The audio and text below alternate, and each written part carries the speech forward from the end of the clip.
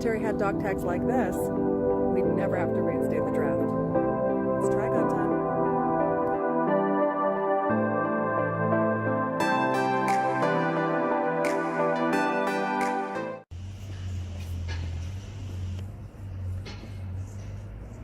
Focus Plumbing, always at your fingertips.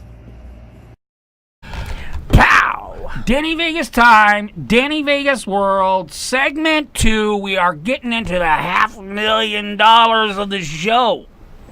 It's exciting. My wife loves today. I'm moving soon. I could use some moving money. That's right. You are moving soon. Mm-hmm. And That's nobody's what going to I- know what my address is anymore. I'm not going to know where you live. Well, you could know. Oh, cool. You're safe. Oh, really? You're safe. But the general people, no, yeah, absolutely. I've been way too much of an open book, and Oh, I've yeah. learned my lesson. Oh, yeah. My last certainly delivery to my house, secret delivery to my house. No more from- secret deliveries. We're from not even going to go Amazon? there, Yeah. Sharp Tank. Don't but, send me weird stuff on Amazon, you freaking weirdo. I know, the shipping cost on that stuff's killer. Okay. All right, for all you people My chiming in, fan thank club. you. Amy Matthews says, I'm a soccer dad by day, player Player by by night. Am I a player? No, just your image as I'm a player. retired. Your alter ego is a player. We I'm all a have retired player. Yeah. I know what you're doing at night, which is at home with your kids and the 2 cats and the dog and Yeah, but I used to be a player. cleaning dishes. used The to only be. place that Oh, you I was play is bitching in the about them the sinks, dawn man. bubbles in the sinks. Every damn day the sink is just full of dishes and it makes me mad, but I'm a player. But anyway, okay, and we actually have Virginia saying Danielle Ford for CCSD School Board Trustee in There you District go. F. Thank you. We just had a great segment on Danielle. I hope she likes it, or I'm sure I want to hear about it. Okay, all right, I want to get into something serious. Okay, serious. Okay, I'll put my serious hat put on. your serious hat on because I'm going to get in trouble again. Uh-oh.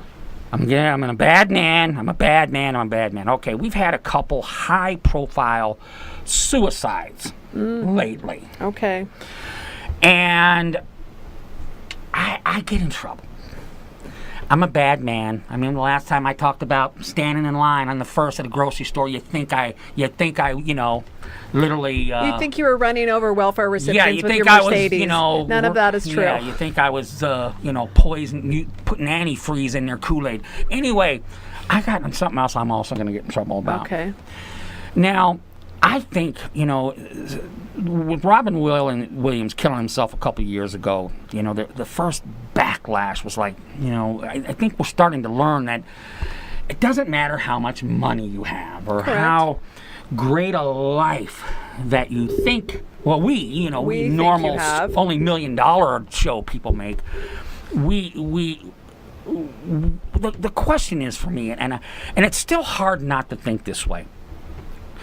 Especially, I don't know anything about the designer, okay? Granted, the lady designer, I guess she committed Kate suicide. Spade. Yeah, everybody buys her stuff. I don't know anything about her. Now, the other cat, Anthony Bourdain. that's right. Here's the thing that, am I a bad man? Because right now, as we speak, there are children in cancer hospitals being eaten alive by a disease. And at this very second, one is drawing its last breath. Mm-hmm. And they would do anything to have this guy's life. And he just wasted it. Now, I know, and I think Christine Aldon had a great post about suicide is the ultimate coping mechanism. I think that made a lot of sense. It's the kind of, I read it, but she's very smart, and I Okay. barely got out of high school, so me kind of read that stuff. I'm going to see if I can find it because But- that sounds disturbing. But am I a bad man for literally, because you hear all the posts, oh, this guy was so great, and he's so cool. You know what, I have to ask, like my wife said, the guy went around the world eating at restaurants in third world countries where he probably solved an unbelievable poverty. And I have to ask, am I bad for saying, dude, don't you realize that whatever problems you have value because there's other people who would give their life and are giving their lives so that you can have yours? And am I bad for thinking that way?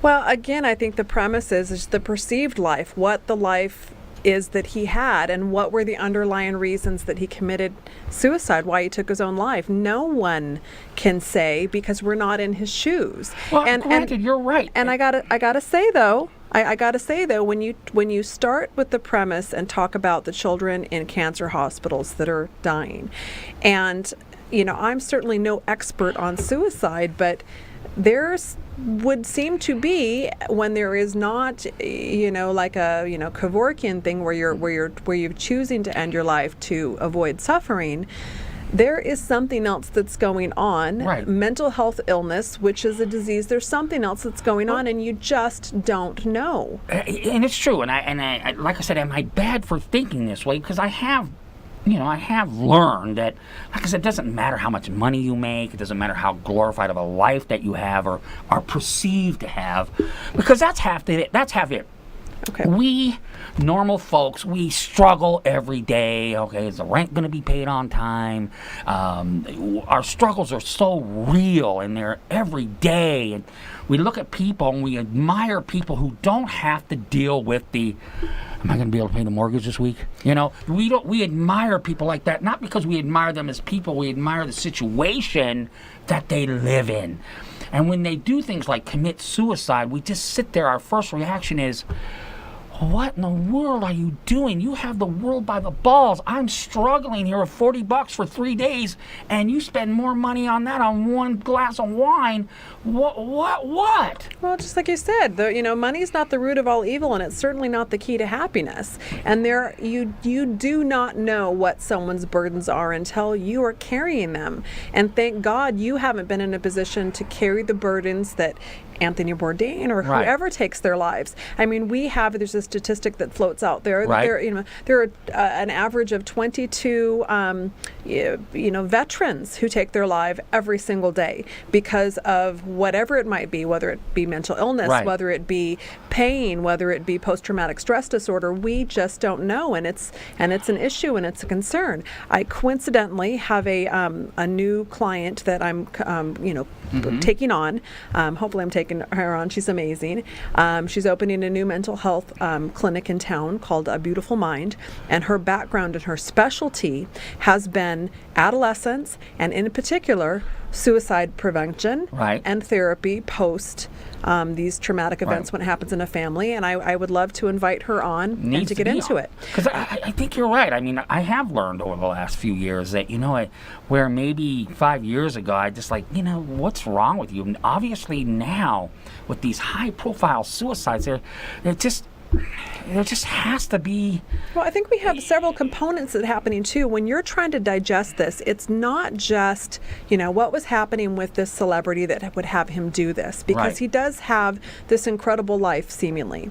But it also has to do with how country deals with things that are out of our control and deals with grief. And that's something maybe we can, maybe Dr. Donaldson on the Solace Club show will address, because how you react to it. If suicide makes you angry, if it makes you sad, whatever it is, there's always, it's complicated. We are complicated spirits. We are complicated people. I pulled up Christine Aldan's quote, and since you kind of quoted it before, I would like to do justice for her and read what she wrote. 43 seconds, go. Okay, so Christina Aldan wrote on June 12th, "Well, we can't call it trauma, but it is so much more than that term can allow, because it's so often laced into the daily traumas that informed our everyday sense of the world.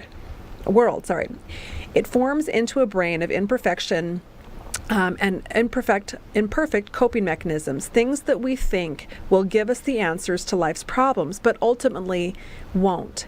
And when they finally crash and burn, we start burning in a way that we never thought was possible. So we realize that when these coping mechanisms inadvertently created the suicidal instinct as well, which is only the most perfect and silencing coping mechanisms of them all. Now she had this in quotes, so Right. this was someone else's Right. quote. I'm not sure. It's a picture of Anthony Bourdain in there, so it's an interesting thought, and to Right. to get into it. I don't like the thought of suicide being referred to as a coping mechanism, because I think it's a mechanism that you use when you can no longer cope, Wow. and when you think your options are limited. And I have to put it out there. If you are watching this and you are thinking of coping in this final way, there is a suicide prevention line, and I'm going to pull it up real Okay. quick. You you sprung this on me really quick. That's the whole idea. That's how well, we I earn know, our $1 but then million. I couldn't get it ready, and I feel Okay. like it's a disservice to Right. not end this without the Right. suicide prevention line. So if you are dealing with anything like this, I want you to take note of this number or Google it. It's 1-800-273-8255. There's help out there. Right. There's someone that listens, and that someone will care. And what you think, think about your last horrible thing that happened, and you thought that it was done and it was all over and you're never going to recover. Yet you're here now. There's always Okay. something more. All right. Here's the cool thing. I want to take an extra minute because I don't want this dark cloud over. We have a big time guest coming up on segment Yeah, 3. we're gonna have to have her burn some sage in here. Okay, so anyway, so we have a great guest coming up on segment 3. This is such a cool thing. You're going to want to hear about it. You're going to want to love it because I love it. And if you love Daddy Vegas, you're going to love this. We will be back right after this, segment 3.